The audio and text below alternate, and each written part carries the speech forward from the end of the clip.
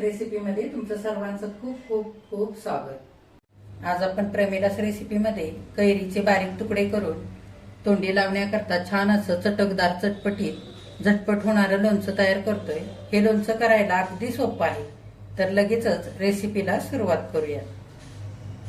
हे बघा, काचेच्या बरणीमध्ये असं लोणचं मी भरून घेतलेलं आहे। बरणीला घट्ट असं झाकण लावायचं आणि बरणी हवेशीर ठिकाणी ठेवून द्यायची, म्हणजे संपेपर्यंत लोणचं अजिबात खराब होत नाही। आता कैरीचं लोणचं करण्यासाठी इथं मी 3 कैऱ्या घेतलेल्या आहेत। एक कैरी पाव किलो इतक्या वजनाची आहे, म्हणजे 3 कैऱ्या 3 पाव इतक्या आहेत। तर ह्या कैऱ्या तोतापुरी कैऱ्या घेतलेल्या आहेत। ह्या कैऱ्या थोड्याशा आंबट थोड्याशा गोड असतात, तर ह्याचं लोणचं सुद्धा खूप मस्त लागतं।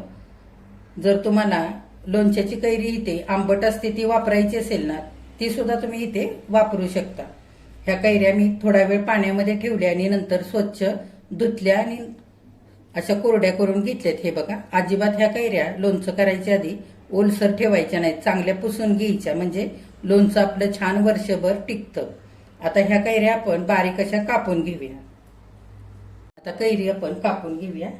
हा देठाकडचा भाग काढून टाकायचा आणि कैरी कापून घ्यायची। कैऱ्या लोणच्यासाठी घेताना कडक बघून घ्यायच्या, नरम घ्यायच्या नाहीत, नाहीतर लोणचं लवकर खराब होतं।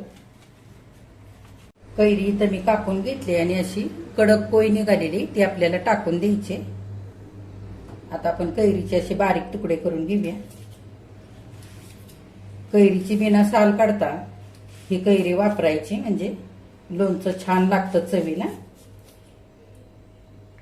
असे तुकडे करून पुन्हा बारीक असे तुकडे, बघा 3 कैऱ्यांचे सालीसकट असे बारीक तुकडे करून घेतलेले। हे बघा, या पद्धतीने असेच कापून घ्यायचे, म्हणजे दिसायला पण लोणचं चांगलं दिसतं आणि असे लोणच्याच्या ह्या फोडी खायला पण बऱ्या पडतात त्याच्यासाठी। आता पोह्याच्या चमच्याने 1 चमचाभर मीठ घालूया। आता त्याच चमच्याने 1 चमचा सपाट भरून असा हळद घालूया आणि चांगलं मिसळून घेऊया। हे बघा, सगळ्या कैरीमध्ये मीठ आणि हळद चांगली मिसळून घेतले। आता ही कैरी आपल्याला थोडा वेळ बाजूला ठेवायची आणि आता आपण पुढची तयारी करूया। आता सर्वात आधी आपल्याला तेल गरम करून घ्यायचंय। तर इथं मी अर्धा कप इतकं तेल घेतलेलं आहे 3 कैऱ्यांसाठी। आता गॅस मध्यम करायचा आणि कडकडीत तेल गरम करून घ्यायचं। आता तेल गरम होण्याकरता दुसऱ्या गॅसवरती मी ठेवलेलं आहे, तोपर्यंत आपण मसाले सुद्धा भाजून घेऊ। तर गॅसवर मी इथे पॅन ठेवलेला आहे। पॅनमध्ये 1.5 चमचा जिरं घालूया।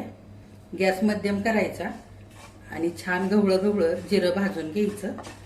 सर्वच मसाल्याचं साहित्य आपल्याला असं भाजून घ्यायचंय, म्हणजे हे जे साहित्य घेतलंय त्यातला थोडासा ओलावा कमी करायचा आहे आपल्याला, म्हणजे आपलं लोणचं सुद्धा छान वर्षभर टिकतं।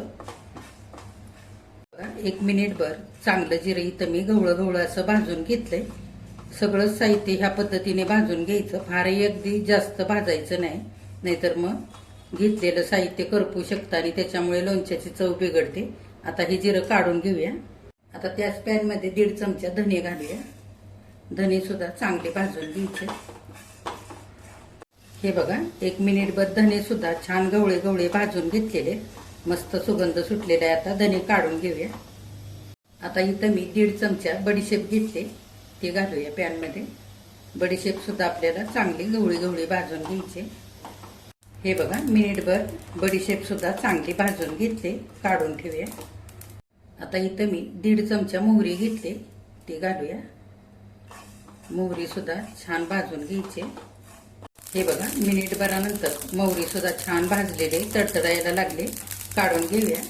आता इथं मी 1 चमचा भरून कलोंजी घेतले, त्यातली आपण थोडीशी बाजूला ठेवूया आणि बाकीची घालूया भाजण्यासाठी।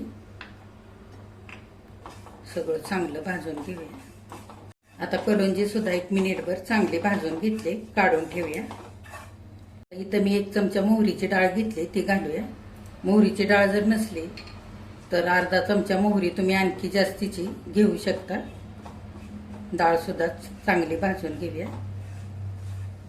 आता 1 मिनिटभर डाळ चांगली भाजून घेतली, फार करपवायची नाही, डाळ लगेच भाजते, काढून घेऊया। आता इथं पाव चमचा ओवा घेतलाय, तोही भाजून घेऊया। आता ओवा सुद्धा हलकासा गरम झालेला आहे, काढून घेऊया. हे बघा, आता तेलही चांगलं आपलं इथे गरम झालेलं आहे, तेलातून धूर निघायला लागलेला आहे, म्हणजे आपलं तेल चांगलं गरम झालेलं आहे. गॅस बंद करूया. आता इथं भाजलेला मसाला सगळा चांगला थंड झालेला आहे. तर इथं भाजून घेतलेली मोहरीची डाळ आपल्याला ही वाटायची नाहीये, कारण ही आधीच बारीक असते. ही बाजूला ठेवूया आणि मिक्सरच्या भांड्यामध्ये सगळा हा थंड झालेला मसाला घेऊया.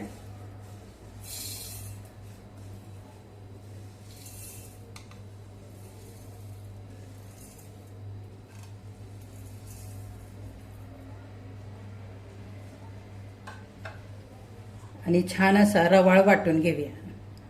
हे बघा, इथं आता मी असा रवाळ मसाला वाटून घेतलाय. फार जाडही वाटलेला नाही आणि फार अगदी बारीकही केलेला नाहीये.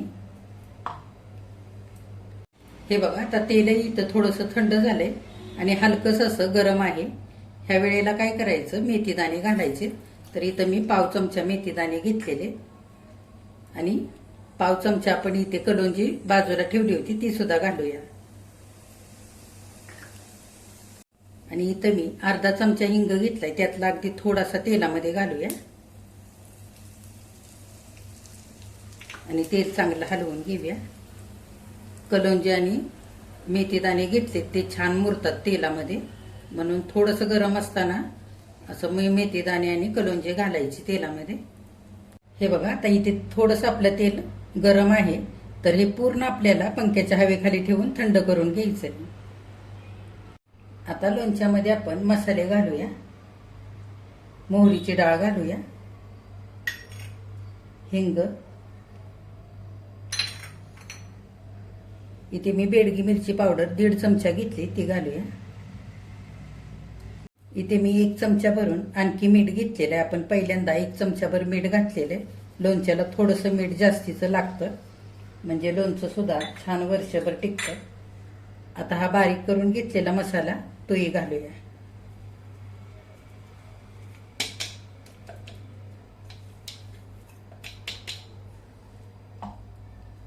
आता घातलेला मसाला सगळ्या लोणच्यामध्ये चांगला एकजीव करून घेऊया. चांगला मिसळून घ्यायचा.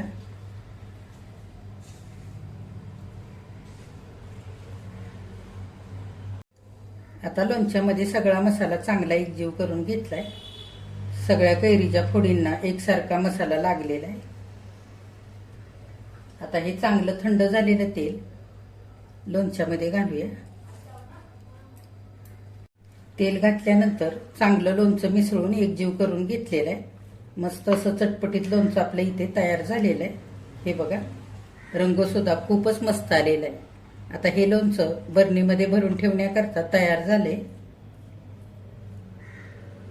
हे बघा, कैरीचं मस्त असं चटपटीत लोणचं इथे करून तयार झालेलं आहे. हे लोणचं काचेच्या किंवा चिनी मातीच्या बरणीत भरून ठेवायचं. बरणी स्वच्छ धुवायची, कडकडीत उन्हामध्ये वाळवून घ्यायची आणि मगच बरणीत भरायचं. ओलसर बरणीमध्ये भरायचं नाही, नाहीतर हे लोणचं लवकर खराब होतं. लोणच्याला ओला हात किंवा ओला चमचा लोणचं काढण्याकरता वापरायचं नाही. तुम्हाला जेवढं खायला हे लोणचं लागणार आहे तेवढं एखाद्या छोट्याशा बरणीमध्ये तुम्ही कोरड्या चमच्याने काढून घेऊ शकता आणि बाकीचं लोणचं व्यवस्थित झाकून ठेवायचं, म्हणजे छान असं वर्षभर टिकतं.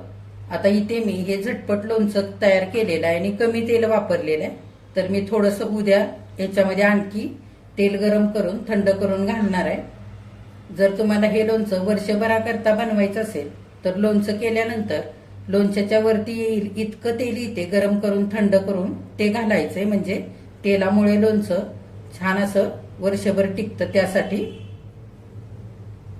हे बघा, कैरीचे बारीक तुकडे करून केलेलं चटपटीत चटकदार लोणचं इथे करून तयार झालेलं आहे. किती मस्त झालंय बघा.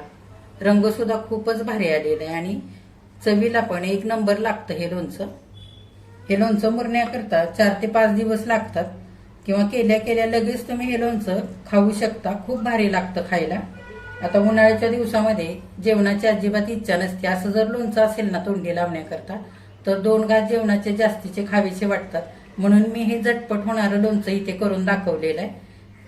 जर हे लोणचं तुम्हाला वर्षभराकरता बनवायचं असेल तर थोड्याशा तेलाचा आणखी वापर करावा लागेल आणि मीठही थोडंसं जास्तीचं लागतं लोणच्याला, तरच लोणचं वर्षभर छान टिकतं. आणि लोणचं करताना जून महिन्यामध्ये करायचं किंवा पहिला पाऊस पडला ना की नंतर करायचं. आता शहरी भागामध्ये खूप दमट हवामान असतं, त्यामुळे अगदी भर उन्हाळ्याच्या दिवसात कधीच कोणतंच लोणचं करायचं नाही, तर मग ते लोणचं अजिबात टिकत नाही. त्यासाठी आता ह्या पद्धतीने तुम्ही सुद्धा याचं झटपट होणारं तोंडी लावण्याकरता कैरीचं लोणचं बनवून बघा. आजची रेसिपी तुम्हाला कशी वाटली ते कमेंट करून नक्की सांगा. आजची रेसिपी आवडल्यास एक लाईक सुद्धा करा आणि जे कोणी आता माझ्या रेसिपीज नव्याने बघत आहेत त्यांनी माझ्या चॅनेलला जरूर सबस्क्राईब सुद्धा करा.